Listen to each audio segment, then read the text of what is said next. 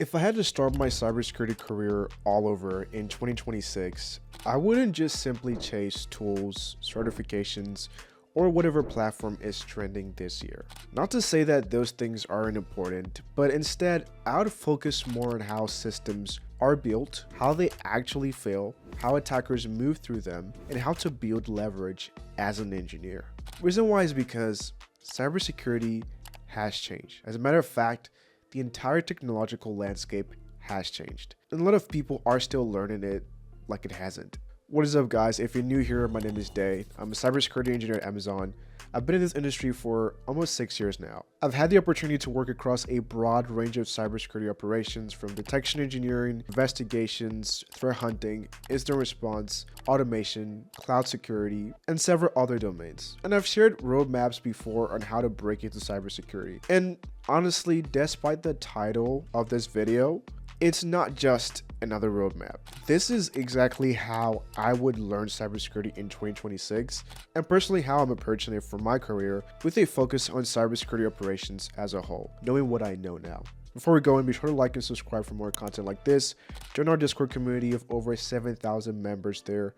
We share all sorts of cybersecurity resources and have great conversations about building a career in cybersecurity, as well as other things like anime, running, finance, fitness, whatever you're interested in alongside cybersecurity. That being said, let's get into the very first thing. Okay, let's be honest here. IT fundamentals, networking, operating systems, and scripting, I've talked about those being the fundamentals, but having the fundamentals is no longer impressive. It's your basic entry ticket. If you already don't understand how identity works across systems, how operating systems operate, how data is generated, how it's transformed, how it's transported across various pipelines, how cloud services or custom applications work under the hood, even at a very basic level, then unfortunately you're gonna struggle in any cybersecurity role, not just one. And here's the key differentiation I want you to take away in 2026 and beyond. You should no longer be learning the fundamentals in isolation.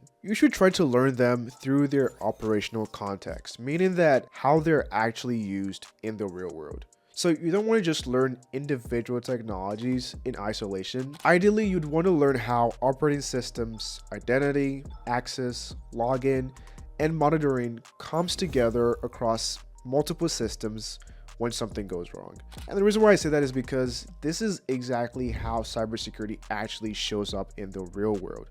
Nothing is in isolation. And also, this is why I highly recommend cybersecurity projects, because they force you to learn multiple things at once and see how they operate together, which is usually how it operates in the real world.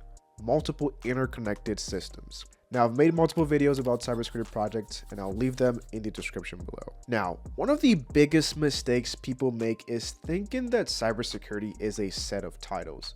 I usually hear most beginners just talk about roles as an end-all be-all. SOC analyst, cloud security engineer, application security engineer, GRC, and it seems like folks just generally throw out acronyms or random roles. But the reality is this: cybersecurity operations and cybersecurity as a field is a system of people, processes, and technology that works together, mostly under pressure, to protect the business and its customers. Again, this doesn't usually occur in isolation. In 2026, beyond just specific job roles, the skills I would focus on, and I recommend you focus on, is understanding how cybersecurity work actually moves through that system. How do alerts become investigations? How do investigations lead to business decisions? How do those decisions create business impact? If you can clearly explain how a signal flows through the organization, from a detection to response to leadership, you'll begin to already understand cybersecurity operations a lot better than most cybersecurity professionals. The work is usually not in isolation. What you do usually impacts multiple teams or is a derivative of another team's work. Now, once you start to look at cybersecurity operations as a system, not just a job role, something starts to become very obvious. When you look at most breaches and most security failures, they don't usually stem from a single bad decision. When you break them down, at the core of it, it usually comes from many reasonable decisions that interacted in an unexpected way. Just think about any vulnerability. It's just misintended use. And this is why systems thinking matters so much more now and beyond. Now, when I say systems thinking, I'm not talking about just theory. I'm always an advocate of practical learning. What I'm talking about is being able to reason through operational constraints.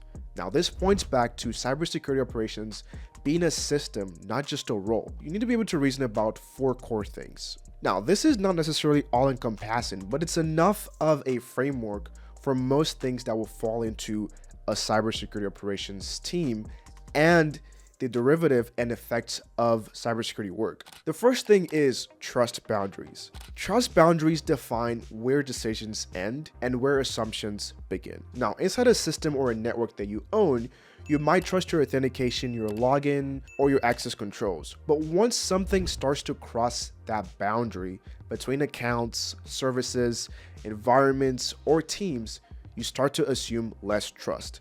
And most security failures happen because these boundaries are usually unclear or poorly enforced, especially with tool sprawl and most recently AI sprawl these days. The second thing is understanding the dependencies between teams and tools.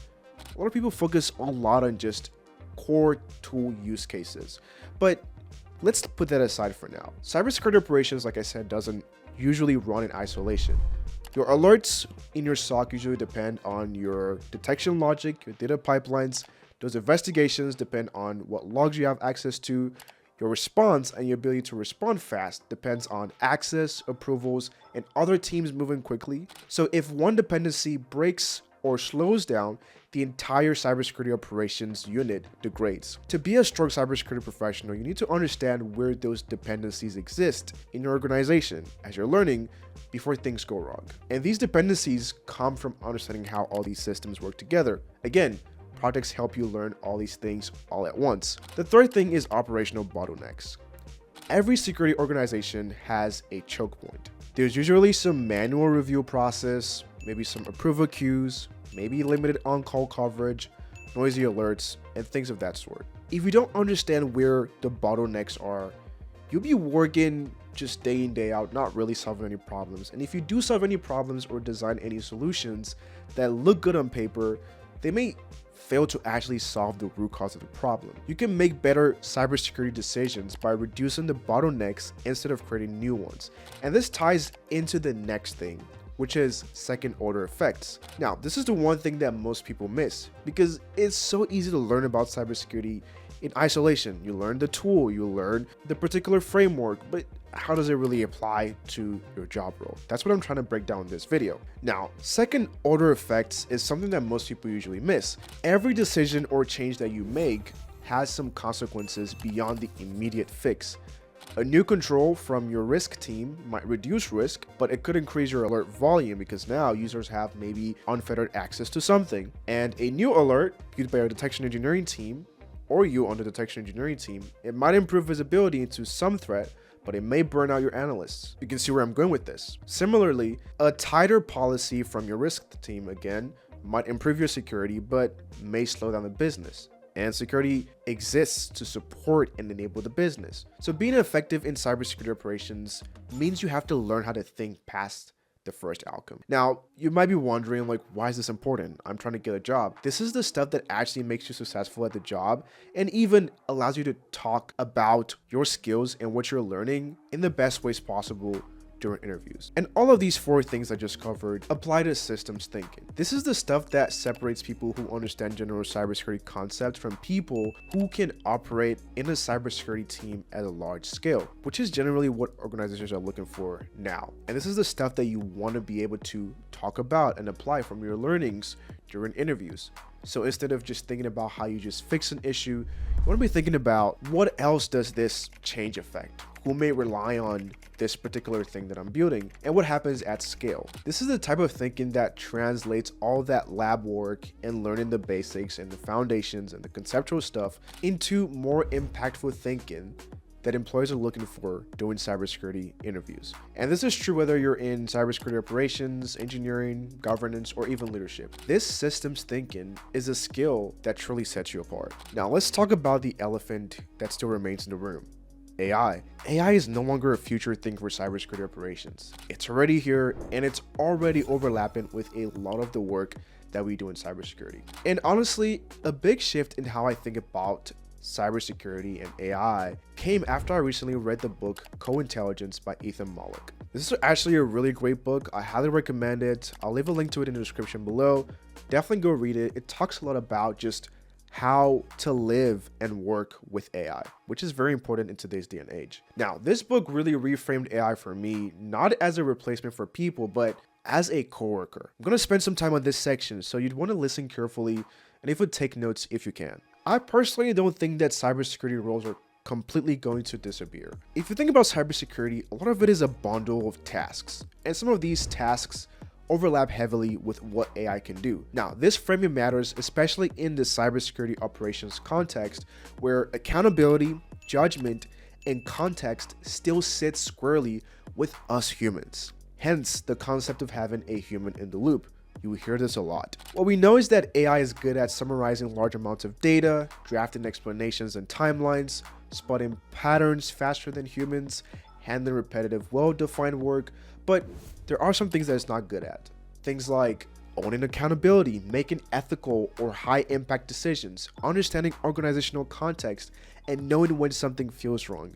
That human intuition. So the right mental model isn't AI is going to replace cybersecurity analysts or cybersecurity engineers. My personal mental model and what this book has helped me reframe to is AI is going to be your coworker, whether you like it or not, so you might as well embrace it. Now, in practice, I think about cybersecurity operations work in 3 core buckets. The first bucket is what I call the me tasks. These are things that AI shouldn't do or is not good at yet. These are things like final decision making, risk acceptance, communicating with leadership, making judgment calls under uncertainty, or high pressure situations. These things have to stay with the human. Second thing is delegated tasks.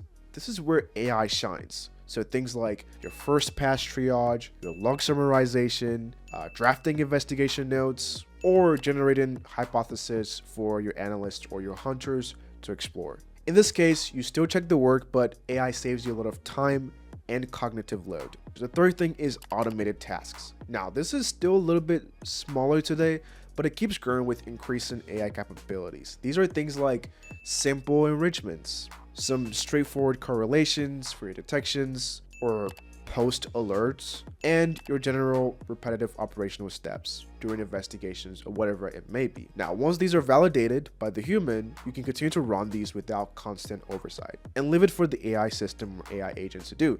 By the way, if you want to learn more about AI agents, I made a video about that. Link in the description is somewhere on the screen. But this is how AI fits into real cybersecurity operations. Now, according to Ethan in this book, there are 2 ways that humans and AI work together, but I'm going to reframe it for cybersecurity. There's the centaur work, which is clearly divided. So just like the centaur is half human and half horse. So in this case, the AI does these things like initial analysis, and then the human reviews the data, makes decisions, and takes action. Now, this works well for structured tasks like triage or reporting.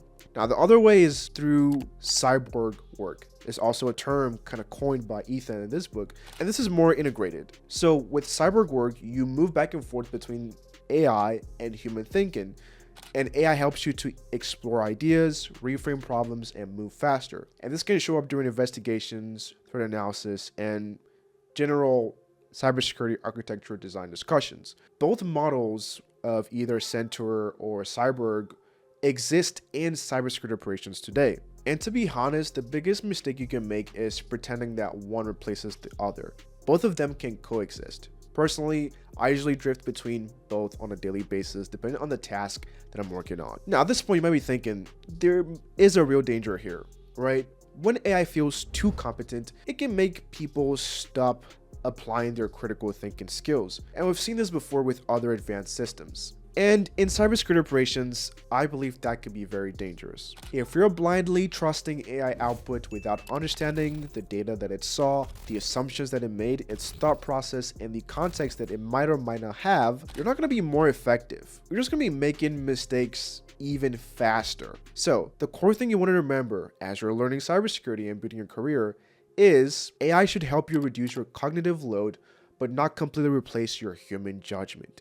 That's what makes you human. And with that being said, if I was starting over today learning cybersecurity, I wouldn't avoid AI, to be honest, but I wouldn't outsource my thinking to it either. Rather, I would intentionally practice using AI in various productive and efficient ways to accelerate my cybersecurity work, validate my outputs aggressively, and also learning and knowing when not to use it, even though it's harder these days. And the reason why is because AI is not going to replace cybersecurity professionals. However, it will completely reshape how the work gets done. And the better and sooner you get on board, the faster you get comfortable with it and stay ahead. Now, let's talk about security and the business. This is something that a lot of beginners get wrong. Even mid-level to senior level professionals get this wrong. Security does not exist to just say no. It exists to manage risk while letting the business operates.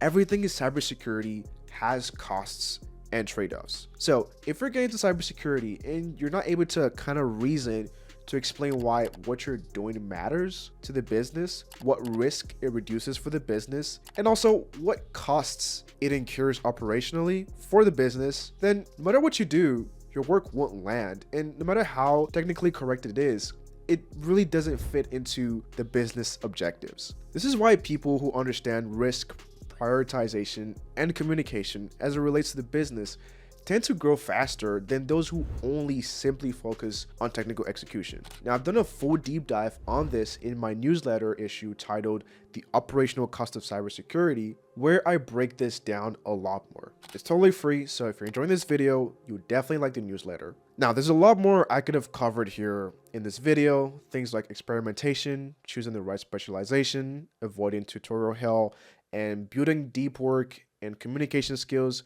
If you want to go deeper into that, check out this video on the screen where I break it all down. I'll see you over there.